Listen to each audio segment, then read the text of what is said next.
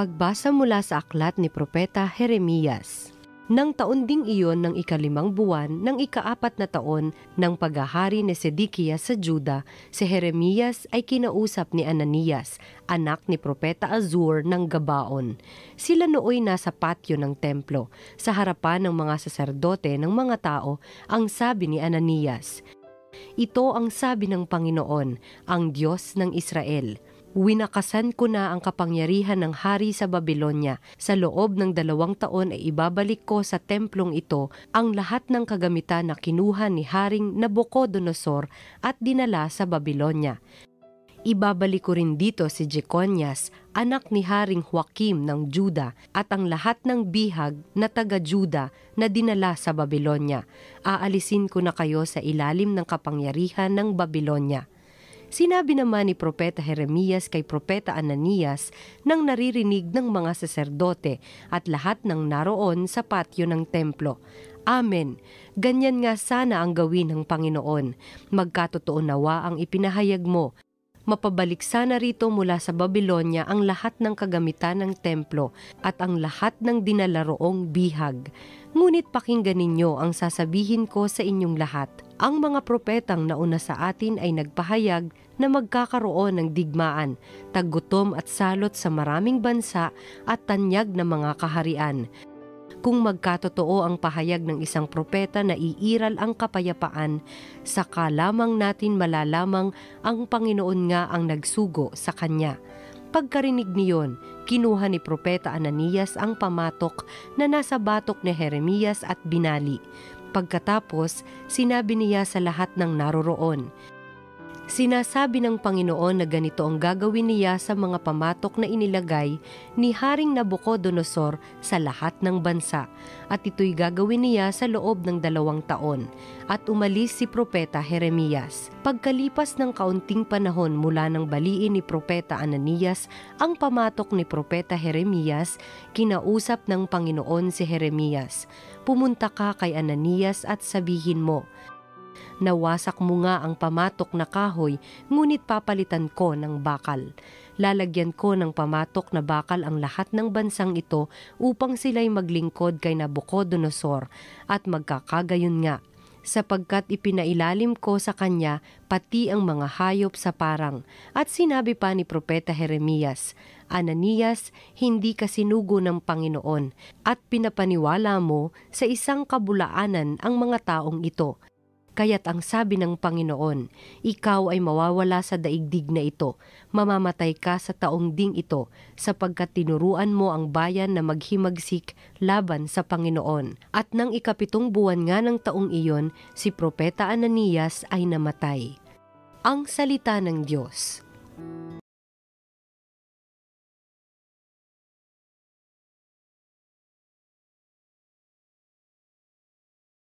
Poon ituro mo sakin ang utos mo upang sundin. Sa landas na di matuwid huwag akong babayaan, pagkat ikaw ang mabuti ituro ang iyong aral. Poon ituro mo sakin ang utos mo upang sundin. Tulungan mong ihayag ko yaong tunay na balita, yamang sa iyong kahatulan lubos akong may tiwala. Poon ituro mo sakin ang utos mo upang sundin. Sa akin ay magsilapit ang sa iyo ay may takot, maging yaong mga tao na alam ang iyong utos. Poon ituro mo sakin ang utos mo upang sundin. Sana'y lubos kong masunod ang buong mong kautusan upang hindi mapahiyat tamuhin ko ang tagumpay. Poon ituro mo sakin ang utos mo upang sundin. Nag-aabang ang masama upang ako ay mapatay, ngunit ako'y magbubulay sa bigay mong kautusan. Poon ituro mo sakin ang utos mo upang sundin. Hindi ako nagpabaya sa utos mo at tuntunin, pagkat ikaw ang guro ko na nagturo ng aralin. Poon ituro mo sakin ang utos mo upang sundin. Ang mabuting balita ng Panginoon ayon kay San Mateo. Matapos mabusog ang mga tao, agad pinasakay ni Jesus sa bangka ang kanyang mga alagad at pinauna sa kabilang ibayo, samantalang pinauuwi niya ang mga tao. Pagkaalis ng mga ito, umahon siya sa burol upang manalangin. Nag-iisa siyang inabot doon ng gabi, samantala nasa laot na noon ang bangka at sinasalpok ng mga alon sapagkat pasalungat sa hangin. At nang madaling araw na'y sumunod sa kanila si Jesus na naglalakad sa ibabaw ng tubig. Kinilabutan sa takot ang mga alagad nang makita nilang may lumalakad sa ibabaw ng tubig. "Multo!" sigaw nila. Ngunit agad siyang nagsalita at sinabi sa kanila, "Huwag kayong matakot, si Jesus ito." At nagsalita si Pedro, "Panginoon, kung talagang kayo iyan, paparianin ninyo ako sa ibabaw ng tubig." Sumagot siya, "Halika." Kaya't lumunsad si Pedro sa bangka at lumakad sa ibabaw ng tubig palapit kay Jesus. Ngunit nang mapansin niya ang hangin, siya'y natakot at nagsimulang lumubog. "Sagipin ninyo ako, Panginoon," sigaw niya. Agad siyang inabot ni Jesus. "Napakaliit ng iyong pananalig," sabi niya kay Pedro. "Bakit ka nag-alinlangan?" Pagkasakay nila sa bangka, tumigil ang hangin at sinamba siya ng mga nasa bangka. "Tunay na kayo ang anak ng Diyos," sabi nila. Tumawid sila ng lawa at dumaong sa Genesaret. Nakilala si Jesus ng mga taga roon.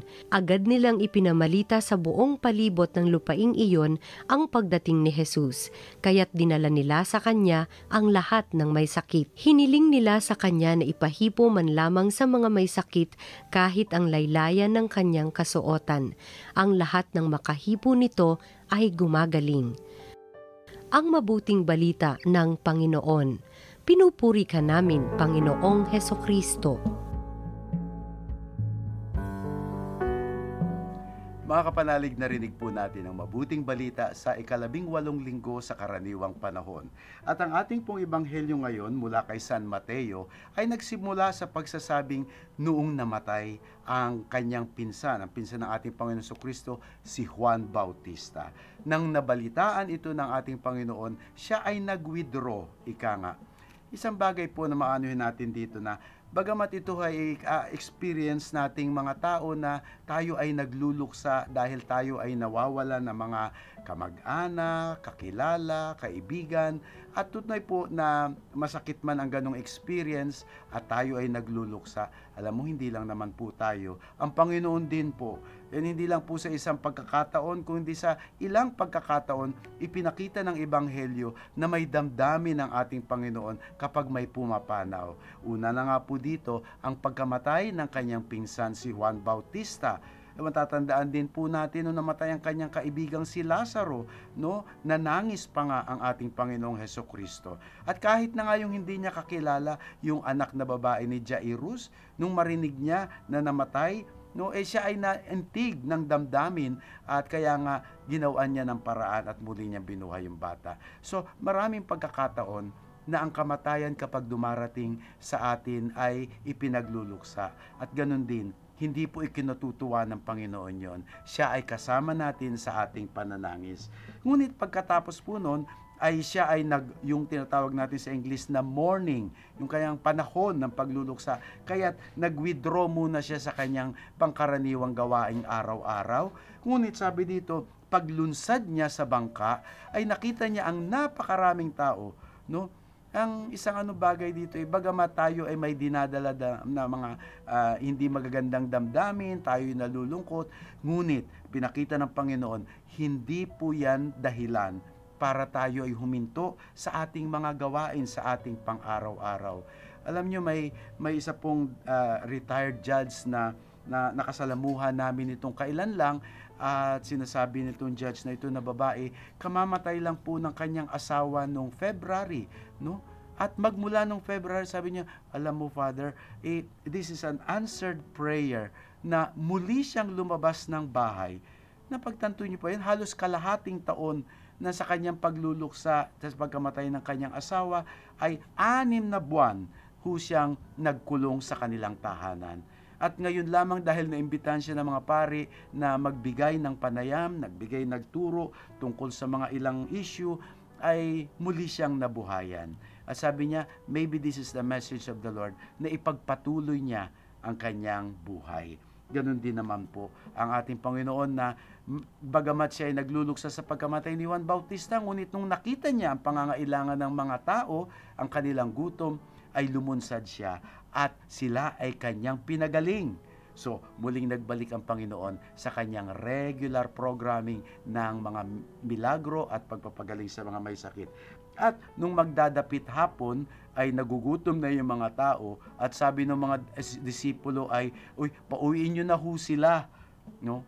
Mga kapatid, ito ay isang magandang leksyon po sa atin kung papaano natin hinaharap ang mga krisis ng ating buhay. Kapag may mga ganong pagkakataon, kagaya nito, no, na walang maipapakain dahil nagugutom ang mga tao, bagamat gusto mang tulungan ng mga disipulo apostoles ni Jesus ang mga taong nagugutom, paano ang gagawin? Ang sabi nila, ang solusyon nila, paalisin.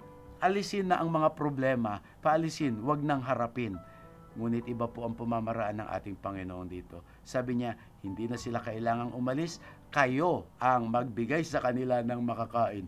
Hala, naku, saan kaya kukuha ng makakain? Minsan po talaga ay kinakapos tayo sa buhay na hindi naman tayo makatulong sa ibang tao. Gusto man natin, no? Ngunit tayo rin ay may kakapusan sa ating kakayanan. At sa mga ganung pagkakataon, ay sabi nga ng mga disipulo, ano hong maibibigay namin? Lilimang tinapay at 2 isda. Napakaliit para sa napakaraming tao. Pero mga kapatid, ito po ang susunod na leksyon na ating matututunan sa Ebanghelyo. Sa kamay ng Panginoon, kung ito'y ating iaalay, ibibigay, hindi pang sarili lamang. Isipin nyo nga po, kapag may mga okasyon na kukunti na lang yung baon mo, ibibigay mo pa ba yun sa iba na nagugutom din? Ang sabi po dito, ibigay mo, no? At ialay mo, at sa kamay ng Panginoon, hindi kayo mawawalan. Bagkus sa katapusan ng kwento ng ating Ebanghelyo, lahat sila ay nabusog. Lahat sila ay nasiyahan. Ganun po gumawa ng pamamaraan ang Diyos. Kung ang ating pamamaraan bilang tao ay makitid, no, at maliit lang ang ating nagagawa, ngunit ang mga bagay-bagay, bagamat payak lamang, bagamat simple lamang, bagamat konti, pero sa kamay po ng Panginoon, napaparami niya dahil sa kanyang malasakit at pagmamahal at pagdinig sa ating pagsumamo sa kanya. Nawa mga kapatid, katutunan po natin ito ng leksyon sa buhay na minsan dumarating tayo sa mga panahon ng kalungkutan, ngunit wag po tayong magpapatalo. Kailangan po tayo muling bumangon, kailangan po tayong ipagpatuloy ang ating pang-araw-araw na buhay, ang ating pang-araw-araw na malasakit at pagtulong sa kapwa. At anuman po ang hindi natin kakayanin ay ipagkakaloob natin sa Panginoon, sapagkat sa kamay ng Panginoon, lahat ay umuunlad, lahat ay nasisiyahan. Amen.